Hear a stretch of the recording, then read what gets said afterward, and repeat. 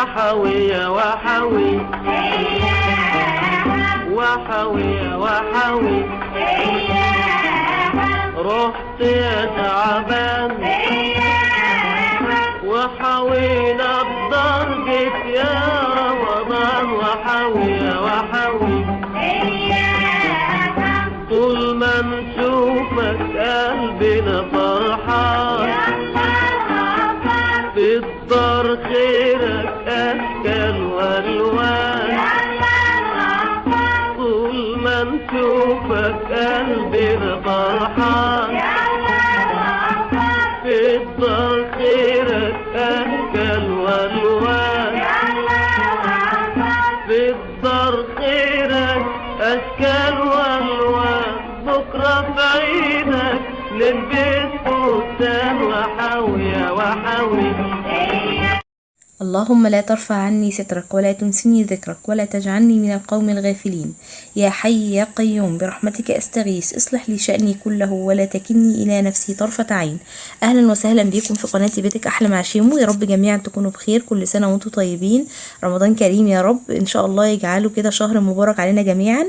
اول تنظيفات للمطبخ كده وترتيب الدنيا عندي. الغرض من الفيديوهات دي ان انا بشجعك وبخليكي كده تقومي تتحمسي. في الصيام بنكون تعبانين شويه والوقت بيكون ضيق، ما بنقدرش نعمل الحاجات دي كلها، فالغرض من الموضوع ان احنا ندخل الشهر ده واحنا كده ايه الدنيا مترتبه عندنا ونظيفه وكل حاجه في مكانها ومترتبه كويس قوي، عشان خاطر يا دوب بقى الفطار وتجهيزه الفطار، وبنبقى صايمين وتعبانين مش قادرين. في ناس بتكون تعبانه جدا في الصيام ما بتقدرش تعمل مجهود عادي زي كده، ما بنقدرش نقف نغسل حيطان وننظف دواليب ونعمل الحاجات دي كلها. فالغرض ان احنا ننظف ونرتب الدنيا على قد ما نقدر عشان خاطر نبقى الدنيا خفيفة علينا في الصيام. كمان التفريزات برضو الغرض منها ان هي تبقى تسهل عليكي الدنيا شوية. اول حاجة كده بدأت بيها انا حمرت لسان العصفور وسبته يبرد شوية عشان خاطر ابدأ ان انا افضيه عندي وهو بارد ما يبقاش سخن. حطيت شوية زيت صغيرين جدا، وممكن كمان لو عندك اير فراير او في الفرن ممكن ان انت تحمريه بالطريقة دي. كمان ممكن تحمري الشعرية، بس انا ما حمرتش الشعرية، ان شاء الله هبقى اعملها برضو بنفس الطريقة. كان عندي كده لسان العصفور خلاص اتحمر وبرد، حطيته بقى في العلبة كده بالشكل ده وفضيت عليه شوية. كانوا عندي كمان تانيين وقلبتهم كده مع بعض وركنتهم. وكان عندي بقى شويات كده رز كده في اكياس بسيطة فضيتهم كلهم برضو. وكنت جايبة بقى رز بسمتي وقهوة وبهارات وحاجات من دي، وكنت حطاها في ضرفة الخزين. كنت مستنية ان انا ارتب كله واعمل كله مرة واحدة. المكرونه دي طلعت حلوه، مكرونه بساطه دي طلعت حلوه. انا بسلقها يعني ما جربتهاش غير مسلوقه، بسلقها وبستخدمها في الصلصه عادي، طلعت حلوه. لكن ما استخدمتهاش ان انتي تعمليها زي مبكبكه وحاجات زي كده، ما استخدمتهاش بالطريقه دي. هستخدمها برضو ان شاء الله، هبقى اقول لكم طلعت حلوه ولا لا، عشان لو عجنت في وصفات ممكن تعجن منك فيها تبقي عارفه برضو. اكتر حاجه بقى بتضايقني لما يتفضل معايا شويه مكرونه في الكيس شويه رز ببقى متضايقه قوي، فركنتهم على جنب كده شويه الرز اللي اتفضلوا عشان خاطر ابقى استخدمهم هما الاول. كنت جايبه بقى كيس مكرونه، واول ما جبته كده ووصلت بيه اتفتح وطرشق من كل مكان، فحطيته في كيس لحد ما العلبه معايا فاضت وبدات ان انا فضيته فيها. وكان عندي برضو فشار، اي برطمانات ازاز عندي بتفضى، ده كان برطمان مخلل، ما بحبش ان انا ارميه، الازاز بيبقى افضل بكتير بالاستخدام من البلاستيك طبعا وصحيا اكتر. فجبته كده وبغسلهم وبعقمهم وبشيلهم عندي وبطلعهم على الاستخدام على طول. والتعقيم ان انت بتحطي الميه في ميه مغليه على النار بتغلي، بتطلعي البرطمانات ما بتنشفيهاش ولا بتستخدمي فيها ايدك خالص، بتسيبيها تنشف لوحدها. تمام. كان عندي بقى شويه بن محوج كده، وانا ماليش في البن المحوج قوي، جبت البن اليمني ده ما طلعش احسن حاجه، ما عجبنيش. قلبتهم كده كلهم مع بعض عشان خاطر يبقى ميكس من الطعم. كمان كنت جايبه بقى سحلب، السحلب ده اللي هو الساده، دول كانوا عاملين 15 جنيه، هو الكيلو ب80. الساده ما بيبقاش عليه الحاجات بتاعته، فانا كان عندي شويه عليهم الحاجات بتاعتهم وشويه اللي انا جايباهم دول ما كانش عليهم، فخلطتهم كلهم مع بعض وحطيت شويه سمسم. وكان عندي سوداني كده انا بجيبه متقشر، بس انا بطحنه كده في الكبه بيتصحن معايا كده زي ما انتوا شايفين، بيبقى متكسر حتت، فخلطت برضو معاه بيبقى طعمه حلو قوي. كمان كان عندي كيس خميرة كده فتحته، الخميرة دي حلوة، في نوع تاني بس انا مش فاكرة اسمه دلوقتي.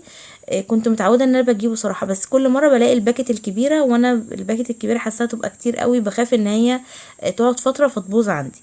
انا كده كده بحطها في التلاجة، بس في الشتاء بحطها عادي في ضرفة الخزين.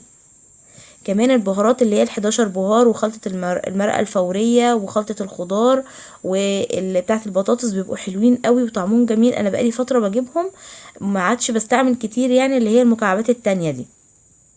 طبعا البيكنج باودر دي والبيكنج صودا من الحاجات الاساسيه في التنظيفات اللي احنا بنستخدمها الايام ديت، ومن الحاجات اللي هي بتنظف فعلا وبتلمع. يعني دلوقتي انا هستخدم معاكم خلطه الليمون اللي انا كنت عاملاها وحاطه فيها ملح الليمون والبيكنج صودا. عايزه اقول لكم خلت الاطقم معايا الحلل والالمونيا ونضفت الاستانلس بتاع البوتاجاز، خليته بيلمع، والحوض والحاجات اللي زي كده. فاعملوا قشر الليمون الايام دي، الليمون لسه رخيص، حاولوا ان انتوا تستغلوا الوقت وتجيبوا تفرزي، والقشر ما ترموهوش. هقولك على الطريقه بتاعته، انا في فيديو اصلا عاملاه ليها كامل بالطريقه كامله، هيعجبكم جدا. ممكن احط لكم اللينك بتاعه في صندوق الوصف او اول كومنت مثبت عشان تشوفوا الطريقه وتعملوها. بجد طلعت تحفه قوي قوي، ولحد دلوقتي حطاها في التلاجة عادي عندي بستخدم منها وما حصلهاش اي حاجه. كده بقى كنت رتبت كل الضلفه طبعا ومسحتها، وحطيت بقى كل الحاجات زي ما انتوا شايفين كده، وعرفت ايه الحاجات اللي انا ممكن اكون ناقصاني ومحتاجاها، والدنيا كلها ترتبت، والاكياس ما بقاش عندي اكياس كتير، والضلفه بقت منظمه قوي. كمان جبت الحاجات اللي انا محتاجاها لرمضان، جبت زبيب، يعني جايبه من كل حاجه 100 جرام 150 جرام 200 جرام اقصى حاجه، ما كترتش. كان عندي جوز الهند وزبيب من السنه اللي فاتت، جبت بس بلح طري وبلح ناشف كيلو ونص كيلو، وجبت جوز الهند كانت عندي، جبت بقى بندق وفستق، جبت 100 جرام بندق و100 جرام فستق، وجبت ربع كيلو زبيب. هبدأ بقى اعمل ايه، انا ضربت البندق والفستق عشان خاطر هخلي كل واحد في برطمان، وهعمل عندي برطمان هعمله ميكس من جوز الهند والزبيب والفستق والبندق والسوداني. السوداني برضو كان عندي من السنة اللي فاتت، بس كنت حاطة الحاجات دي في الفريزر في اكياس كتير كده علشان ما تاخدش ريحة، وحطاها في الفريزر. هعمل بقى برطمان من فستق والبندق وجوز الهند والزبيب وكمان السوداني. البرطمان ده هيكون هعمل منه مثلا قطايف، هعمل منه جلاش، هعمل منه بقلاوة، هعمل منه كنافة لو حبة. وهعمل برطمان تاني هيكون عبارة بقى عن ايه، عن انا لسه ما جبتش لا قراصية ولا مشمشية ولا التين ولا الكلام ده، بس انا ماليش قوي في التين، فممكن اجيب مشمشية كده برضو 100 جرام وقراصية، وهخلط عليهم جوز الهند وهخلط عليهم زبيب، واخليهم لاستخدام البلح او البلح الناشف كده. بحب ان انا ابله في ميه بسكر واحط عليه الحاجات دي، بتبقى حلوه قوي وطعمها بيبقى جميل. وشويه الواحد اللي بيكون عنده هبوط بعد الفطار بقى بيحب ياكل الحاجات دي يعني. تمام كده بقى انا جبت انا حبيت ان انا احمص البندق، نسيت خالص احمص الفستق، فحمصت التاني وطحنته في الكبه، اتطحن معايا الحمد لله لان الخلاط عندي باظ، فكنت خايفه ما تطحنوش يعني. فضيت بقى كل الحاجات كده زي ما انتوا شايفين. البلح اللي انا جايباه من فتح الله في نوع عامل 40 اللي هو الطري، والناشف في نوع عامل 38 وفي نوع عامل 30 وكان في نوع عامل 50. انا اللي عجبني اللي هو عامل 38 ده او 35، طعمه حلو وفاتح وحلو. انا طبعا هكسره، مش هخليه كده يعني، ان شاء الله في اي وقت ابقى فاضيه فيه بحب ان انا كده اكسره وانضفه واشوفه كده، عشان خاطر برضو يبقى سهل عليا ان انا اخد شويه احطهم اغسلهم واحطهم في الميه واحط عليهم شويه المكسرات وبحط عليهم السكر، بيبقى طعمه جميل قوي. ممكن كمان تحطي عليه لبن لو حابه. ده بقى الطري فضيته كده في علبه برضو، وبرضو بفصصه وبشيل منه البذر، ولو في حاجه مش حلوه برميها عشان اخد منه بس كده وقت الفطار بكل سهوله. الضلفه دي بقى كان فيها البايركس كله، طلعته ومسحت كده الضلفه، وحبيت ان انا احط حاجات رمضان كلها كده اللي انا هستخدمها ابقى عارفه مكانها في ضلفه واحده. بس عايزه اقول لكم هطلعه دلوقتي برضو مش هخليها يعني، هبدل برضو انا مهووسه التغيير. ده كان برطمان عسل رواندا، طعمه حلو قوي مش وحش جميل. بعد كده بقى ده تاني يوم، طبعا ما عملتش الكلام ده كله في يوم واحد، ده الفيديو يومين ورا بعض كده. كان عندي بقى السلك ده كنت جايباه من زمان قوي قوي وكنت باخد منه كل ما اجي اخد لازم اقصه، كل مره اقول هقطعهم بس بنسى خالص يعني. فانا طلعته كده وقصقصته بالمقص زي ما انتوا شايفين عشان خاطر ما تشديش تتعوري، لان هو بيبقى صعب قوي، وفي نفس الوقت كمان يبقى سهل معاكي لما تيجي تاخدي قطعه. السلك التاني ده انا مش لاقياه خالص، اللي هو الخشن ده لسه مش لاقياه. بعد كده بقى طلعت كل المعالق والشوك والسكاكين اللي انا بستخدمها في الاكل، وكمان خدت السكاكين اللي بقطع بيها البصل والحاجات ديت، والحاجات اللي استلس كلها، واحط عليها ميه مغليه، واحط عليها معلقتين من الخلطه اللي انا عاملاها بقشر الليمون، بصوا بالشكل ده كده خلت المعالق عندي بتلمع. طبعا انت لو عندك غسالة اطباق هتحطي الحاجات دي كلها والكوبايات والحاجات الاستانلس كلها في الغسالة، وهتدي عليها دورة مع المنظف، هتبقى الدنيا معاكي تمام.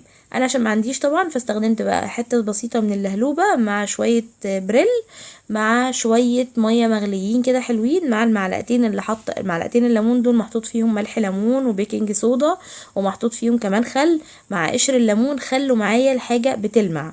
هحطها بقى على النار تغلي غلوتين وهسيبها بقى كده لما تبرد. هشطفهم بس مش هيحتاجوا كمان ان انا اغسلهم بالسلك ولا اي حاجة.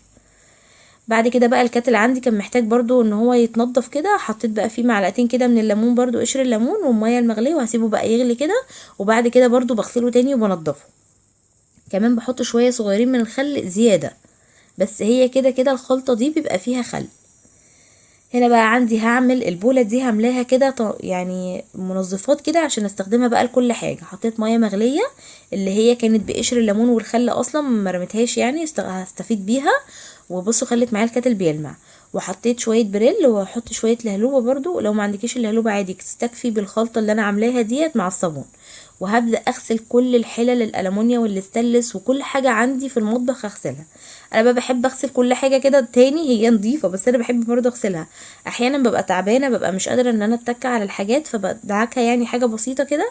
وباجي كده كل فتره زي ما انتوا شايفين اعمل التنظيفه الجامده دي. بصوا بقى خلى معايا الالومنيا بجد بيلمع يعني. بصوا الشكل بتاعها عامل ازاي كده. بقى كنت غسلت كل الحلل وكل الحاجات وسبتها بقى تصفى خالص على ما لمع الدولف كده وانشفها، عشان خاطر انا قلبت كل الدولف يعني، غيرت كل النظام بتاع الحاجات، ما خليتش حاجه في مكانها عشان عيني بتحب التغيير شويه. الرف ده انا كنت عاملاه كان لوح خشب، قطعته كده وعملته بالشكل ده. كنت حاطه على الكافي كورنر بس عشان التصوير لقيته بيضايقني شويه فشلته. وهبدأ بقى انقل كل الحاجات الخاصة بتاع رمضان اللي هي البلح والجوز الهند والحاجات اللي انا عملتها دي، مع الشاي والقهوة والسكر والكاكاو والسكر البودر والعسل والخميرة والحاجات دي كلها، هحطها كلها في ضلفة واحدة كده بالشكل ده. والغرض ان انا حاطه الرف ده عشان احطه فوق منه علب الخزين، لان طبعا الضلفة عالية قوي فمش هينفع ان انا احط البرطمانات فوق بعض هتقع. تمام. فحطيت بقى كده بالشكل ده، وخدت الضلفه اللي انا كنت حاطه فيها حاجات رمضان، حطيت فيها بقى الخلاط والكبه والهاند بلندر عشان خاطر يبقوا كده قدامي كلهم مع بعض. حطيت كمان البرايم اللي هي الفخار ديت عشان تبقى برضو قريبه مني، وبولات بتاعت الشوربه كده مش بستخدمها للشوربه لانها بلاستيك، بس ممكن احط فيها كده الرز العدس الحاجات اللي زي كده لما بكون بصور، او بستخدمها في الحاجات الجافه يعني.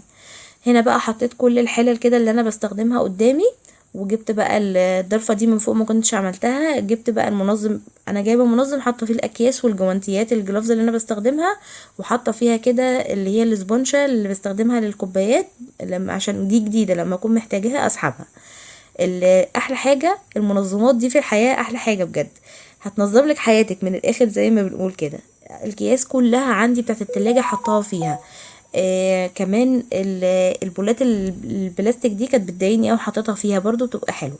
بعد كده بقى دخلت بقى قلت افتكرت ان انا ما غسلتش السجاد بتاع المطبخ ولا الطرقه، دول اكتر حاجتين بيتبهدلوا طبعا عشان المطبخ وقدام الحمام وكده بتبقي داخله طالعه بياخدوا ميه برضو مكان الوضوء وكده، فحبيت ان انا اغسلهم. حطيت بقى ايه، حطيت مسحوق عادي وشويه بريل ورشيت شويه بيكنج باودر بيكنج صودا، وهدعك بقى بيهم كده. ولو عندك شويه كلور من اللي هو الكلوريكس الالوان بيخلي معايا الدنيا فله يعني. انا ما غسلتش سجاد كتير، انا غسلت دول بس النهارده، وبعد كده ان شاء الله هبقى اكمل اشوف بقى لو في سجاد متبهدل اغسله ولا هغسل على الجاف.